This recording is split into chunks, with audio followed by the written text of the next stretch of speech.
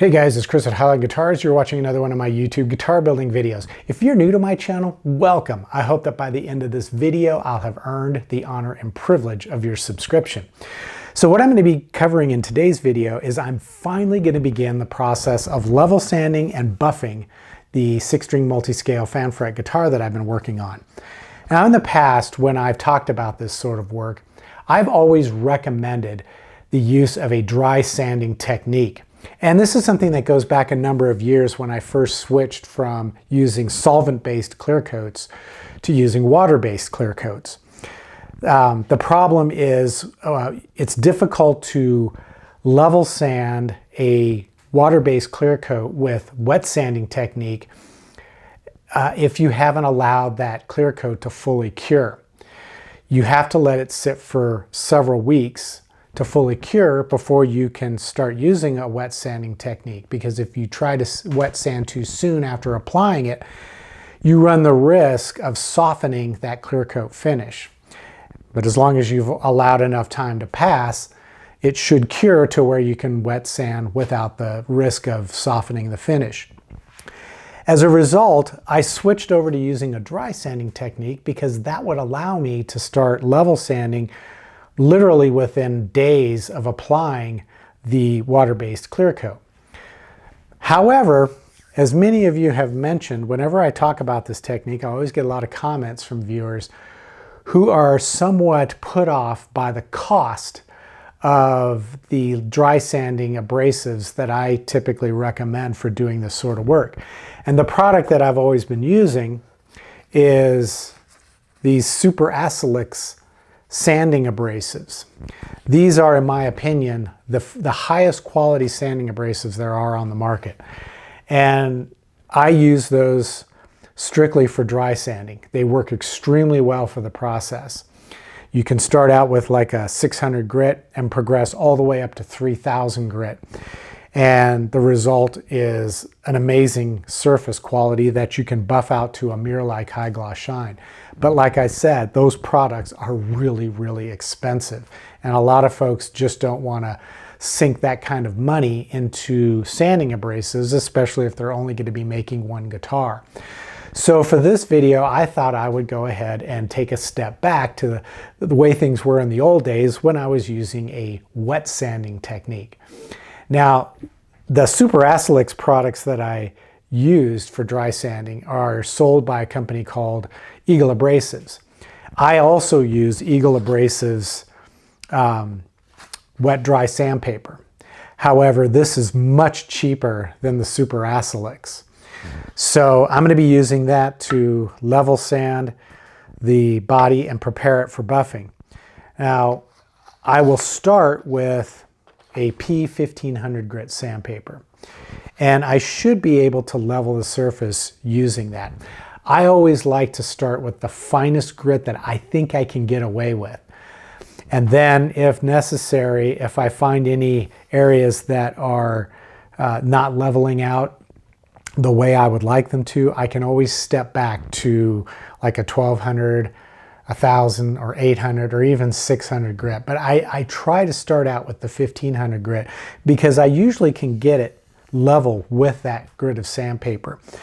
And then what I'm going to do is I'm going to wrap pieces of the sandpaper, little rectangular sections that I'll cut off from each sheet, and I'll wrap it around one of these rubber erasers. I've found these at the dollar store, and I think you can get them on Amazon as well. And if I can find a link, I'll post it down in the description below. But I like to buy these giant erasers, and then I'll cut them down to make the sanding blocks necessary. And these are great because they are firm enough to level the surface so that the sandpaper isn't riding over any texture that's on the surface. It will cut those down and make for a nice level surface, but they also work well sanding into contours because you can change the shape of them. You can bend them and curve them around to get into some of these contoured areas, and they work great around the sides, and they work really well down into some of these hard to reach areas like these cutaways. So I'm going to bring you in closer and we're going to get started on this. Okay, so I'm ready to start the level sanding process with the P1500 grit sandpaper. And I should mention, I'm using P grade sandpaper. That's all I ever use. P grade is a European standard for grading abrasives. And I like the P grade because those abrasive grains that they bond to the paper are more consistent in their shape and size. As a result, the scratch pattern is more consistent than the cami grade sandpaper, which is what is typically found with some of the older US sandpaper designations. In fact, it's getting harder and harder to find the US cami grade sandpapers. The P grades are becoming much more common because they are of a much higher quality. Now what I've done is I've cut a piece from this 1500 grit sheet, and I am going to wrap it around the rubber eraser sanding block. But what I've done is I am soaking it in the water that I'm going to be using as a lubricant.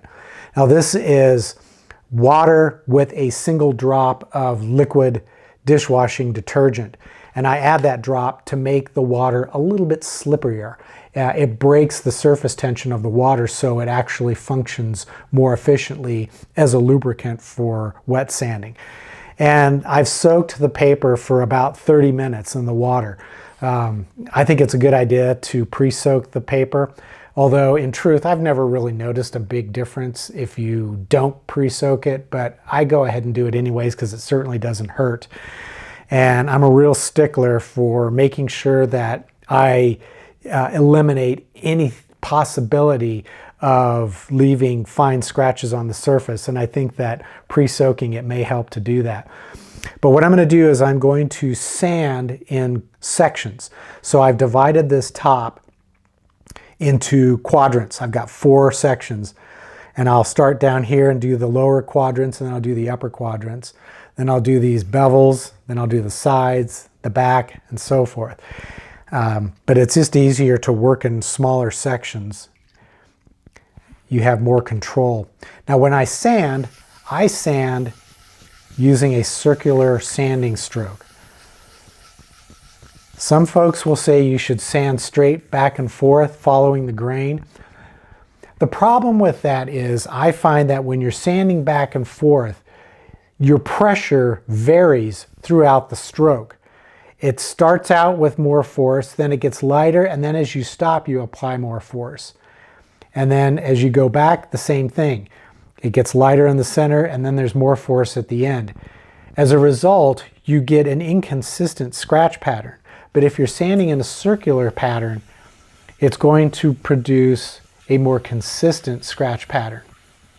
And this will take a while to get this surface level because it's fairly common for water-based finishes to produce kind of a rough, it's almost an orange peel-like texture. But I'll just keep sanding here, and I can see the sanding residue beginning to develop as I continue working. I can also feel the texture as I'm sanding. And as the surface gets smoother, that feeling changes from kind of a rough feel to a much smoother feel as I reduce the rough texture that's on the surface. But the goal here is to make this surface absolutely flat and level. I don't want any texture, I don't want any waves or high spots or low spots. I want the entire surface to be the same level. And periodically I'll stop and recharge the sandpaper with some water. That also cleans the surface and deposits some of the sanding residue into the water. So what I'll have to do is replenish that water after a bit so that I have fresh water. Another alternative is to have 2 containers, one that you rinse it in and then one that you use to charge it for the actual sanding process. But then after working this area for a little bit, as you can see, the kind of the milky white residue is forming. What I'm going to do is I'm going to stop. I'll take a paper towel, and I like to use these paper towels that come in half sheets, because what I'll do is I'll use one sheet to wipe off the majority of the water. Then I'll use the other sheet to dry it. Now, with water-based finishes, even though I've allowed this to cure, I still think it's a good idea not to leave standing water on the surface of the guitar. So as you're working, if for some reason you're interrupted, you want to wipe that off. You don't want to let it sit there. There is that potential for the water, the standing water, to soften that area of the finish. But let me show you what the surface looks like after just a couple of minutes of sanding. Now, as you can see on this side, which hasn't been sanded yet, I have kind of that coarse, rough texture left over from spraying the clear coat. But on this side where I have been sanding, hopefully you can see this in the video, but you can see where the sanding is starting to turn this area into a flat, dull sheen, whereas this side is still somewhat shiny. What I'm trying to do is make this entire area an even, flat, dull sheen with no shiny spots. All the shiny spots that are present are low spots in the finish. And since I want the surface level, I want to continue sanding until all those shiny spots are gone. But as you can see, the 1500 grit is actually reducing that surface. So I don't need to cut back to a coarser grit.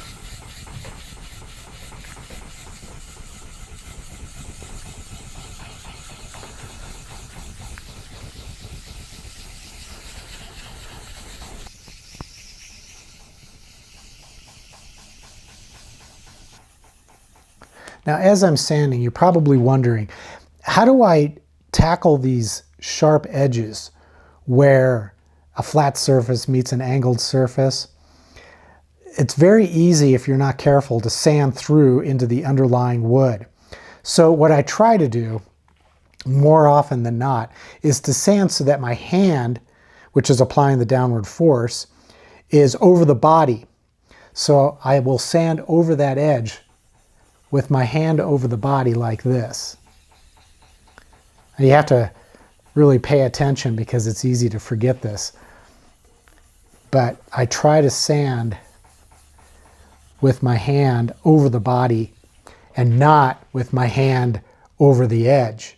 Because when you sand this way, that downward force you're applying causes the block to bend over and will start to sand away this edge, and you'll quickly sand through.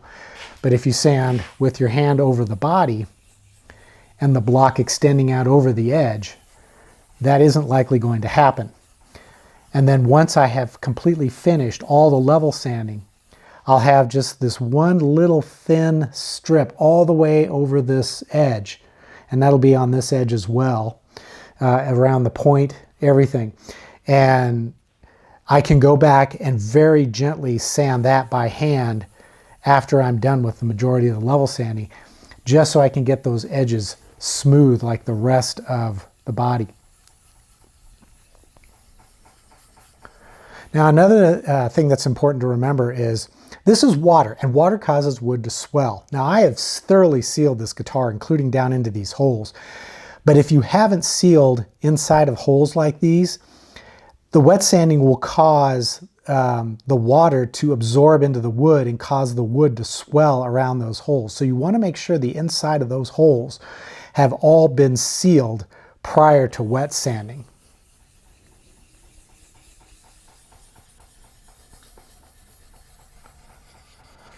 Now, in sanding around sharp points like this, you want to be very, very careful. For one thing, this area will sand flat very quickly, so you don't want to linger over that area for too long. Instead, focus the effort on these larger flat areas. Those are the ones that you really need to work on to get level.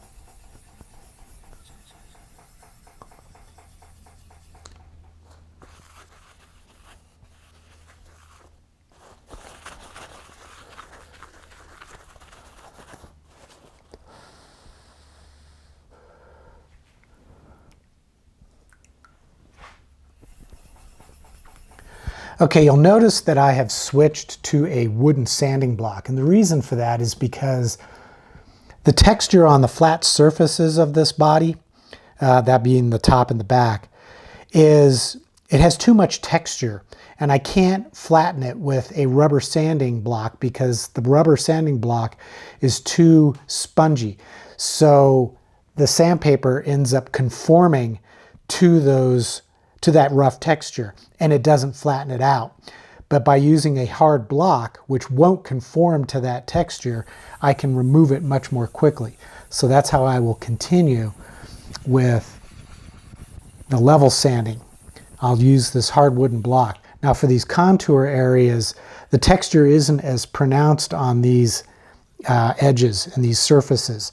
So I can probably continue with just using the rubber sanding block so it will conform to those surfaces. But if it was necessary, I could fabricate a wooden block that has a rounded surface so that I could get in here. But I think that's going to a little bit more trouble than is worth.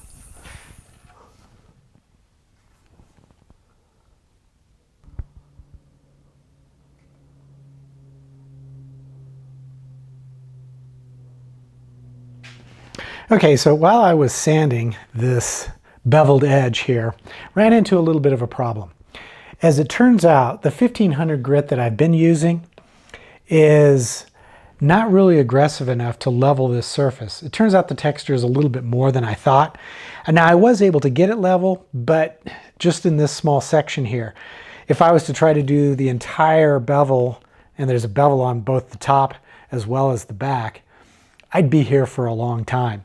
So I've decided to take a step back, and I'm going to level with P1000 grit instead of P1500. And if I need to, I can go as low as P600, but I'm going to try to stick with the P1500. Also, even though this surface appears to be kind of straight at the same, well, it's at an angle, but it appears to be a flat surface. It's slightly dished out, and I can't get it uniformly smooth using a rubber sanding block, this rubber eraser. So I'm just simply going to fold over the sandpaper and use my fingers as a sanding block. It's not the ideal way to do it, but it does work fine. And this surface is so narrow, I don't think it's going to matter all that much. But that brings up another topic with regards to achieving a mirror-like high gloss shine on a guitar. When you look at furniture, rarely do you see furniture that has a mirror-like high gloss shine. Some tables, custom tables, will, but for the most part, woodworkers will simply apply the clear coat and let it be. They won't do this sort of level sanding, and that's partly because it's not really possible to do it on a lot of furniture. But with respect to guitars, guitar players want to see a mirror-like high gloss shine. Now I know I keep using that term mirror-like high gloss shine. In fact, in a previous video, someone commented that everyone should take a shot every time I say mirror-like high gloss shine. I don't necessarily recommend that, but you're certainly welcome to do so if you wish. But guitar players like to see a high gloss shine that has a perfect mirror-like reflection in the surface. So anything that reflects off the surface, like a light fixture, would appear to reflect like it would from a mirror. There's no waviness, there's no distortions. And in order to achieve that, we have to level sand the surface, the clear coat surface, so that there is nothing that would cause that distortion, which is high spots, low spots, and texture. So we have to eliminate that. And oftentimes, the more expensive the guitar, the more we expect that kind of high gloss mirror-like shine. And if we aren't getting it, we don't think we're getting our money's worth. And if you go to a guitar store, or a store that sells guitars, like a Guitar Center, or if you live in Chicago and can go to the Chicago Music Exchange, and you look at all the guitars that are on display, especially the ones that have a high gloss shine, you'll notice that the really expensive guitars will have a better quality shine than the cheaper ones, or at least that's the way it's supposed to be. But you'll notice that a lot of the lower price guitars, the shine is glossy, but the reflections are often wavy and they have those jagged edge distortions. So, and that's typical of a reflection in a surface that is not sanded level, perfectly level. It still has the texture and the finish and high spots and low spots, because it does take a lot of work to achieve that level of finish. And we're trying as luthiers, especially if we're small shop luthiers, one way we set ourselves apart from the big mass production guitar companies is we try to achieve the highest quality finish in the guitars. And even if you're just building one guitar for yourself, I think you owe it to yourself to strive for a perfect high gloss mirror-like shine. Anything less, I mean, what's the point of building the guitar? You're putting a lot of work into building it. You might as well make sure that you've got a perfect mirror-like reflection in the surface. So that's working out a lot better. So what I'll do is I'll continue sanding all the way around the edges and the sides of the guitar with the 1000 grit. Then I'll come back and I'll sand it with 1500 grit, so the entire surface of the guitar has a 1500 grit scratch pattern. Then I'll move on to the 2000 grit. Okay, so this next piece of advice that I'm going to give you is going to sound kind of counterintuitive, but bear with me. Even though we are trying to achieve perfection when level sanding or clear coats, there may be situations where trying to achieve perfection could actually damage the finish and cause problems. I'm talking about sand through. So you may encounter areas on the body, and this is because of the shape of a guitar body, where it's difficult to focus enough sanding effort to get the surface perfectly level. It's more important to know when to stop in those areas than it is to try and keep going to get the surface absolutely perfect, because you run the risk of sanding through to the underlying wood. And if that happens, you're going to be in a world of hurt, because then you have to repair where that damage occurred. And that means applying the finish, letting it sit, then applying the clear coat, just dabbing it into that area, letting that sit for a week or two, and then once again trying to level sand that area.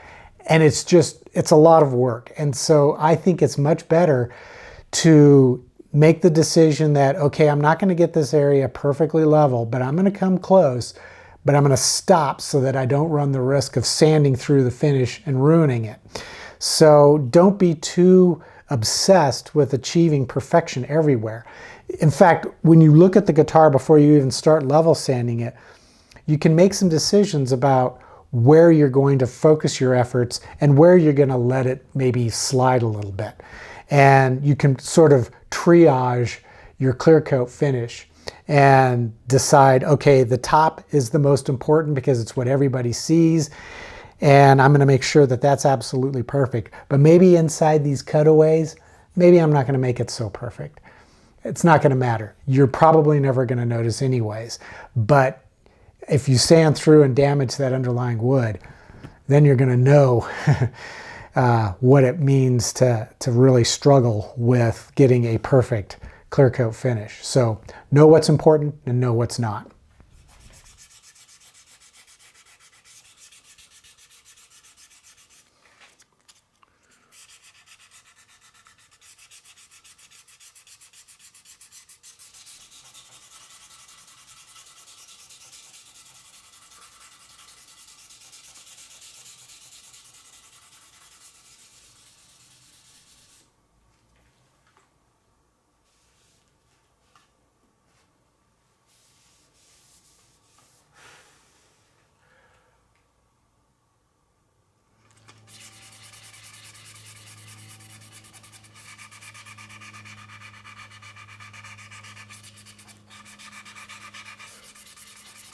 Okay, so now that I got the whole surface leveled, what I want to do now is address those sharp edges all the way around. So I'm just going to take some 1500 grit sandpaper and I'm just going to begin lightly sanding them, blending them into the top and into the sides.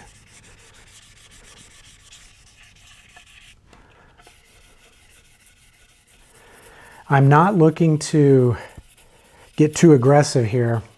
I just want to reduce some of the texture that is present on this edge, make it nice and smooth.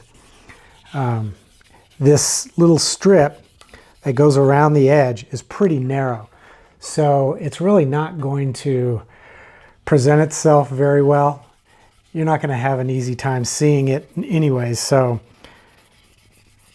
as long as I can address that texture, I should be fine. And you know when you've done enough, because since I'm using my fingers to sand as a sanding block, I can feel the texture. And as I sand, I can feel it gradually wear away until it's nice and smooth. Hold everything, guys. We've got a problem. After wet sanding the clear coat with 1500 grit, I decided to do one last inspection of the surface before proceeding on with wet sanding with 2000 grit. And as I was looking at the surface at a low angle against a bright light, I could see that there was a texture in the surface, which didn't make sense because I had thoroughly wet sanded it. The surface is a consistent flat matte sheen and there are no shiny spots. So I couldn't figure out why there was still a texture in the surface. And then it occurred to me. And this is the reason why I stopped wet sanding water-based finishes a decade ago and switched over to using a dry sanding technique with the Super Acrylics. The reason is even after waiting a full month for this clear coat to cure, it still softened when I wet sanded it. When I wet sanded, I started on the top surface of the guitar. And once that was finished, I flipped the guitar over and I rested it on this soft towel. And then I began wet sanding the back. When I was done, what I didn't realize is that the texture of the towel had imprinted into the softened clear coat on the front. So I have a bit of a conundrum. What do I do now? And my initial thought is I need to let this clear coat re-harden because it's been softened by the wet sanding. So I need to hang it up and let it sit for a while to return to its hardened state that it was after I had let it sit for 4 weeks prior to wet sanding. Then I will probably re-level it using the Super Acrylics and a dry sanding technique, which will hopefully get the surface level again, and I won't have to worry about the surface, the clear coat softening and anything that touches it imprinting into it. We'll see.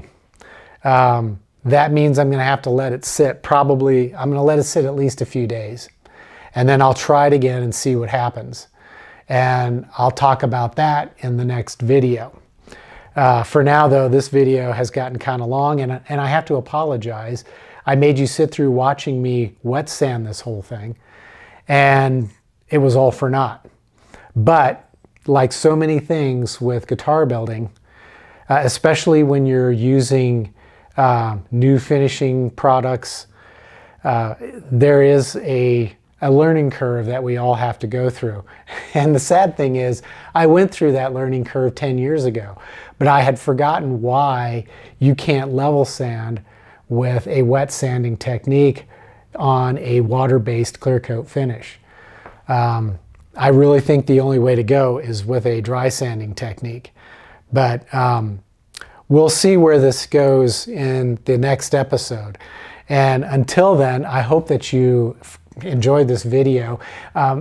at least you got to see my wet sanding technique. That's the technique I would use if I was going to level sand nitrocellulose lacquer or a solvent-based polyurethane, or even a 2K polyurethane, or polyester. So at any rate, I hope you got something out of the video, so give it a thumbs up. Please consider visiting my eGuitar Plans web store or my Highline Guitars merch store. There's links in the description below. And any purchase that you make there is going to help support this channel so I can keep making these videos. And if you want to keep it simple, you can just click the thanks button, leave a tip in the amount that you think is fair. At any rate, until that next episode, take care, stay safe, and I hope you'll be back to watch as I continue to progress with the finish on this 6-string multi-scale fan fret guitar. We'll see you soon.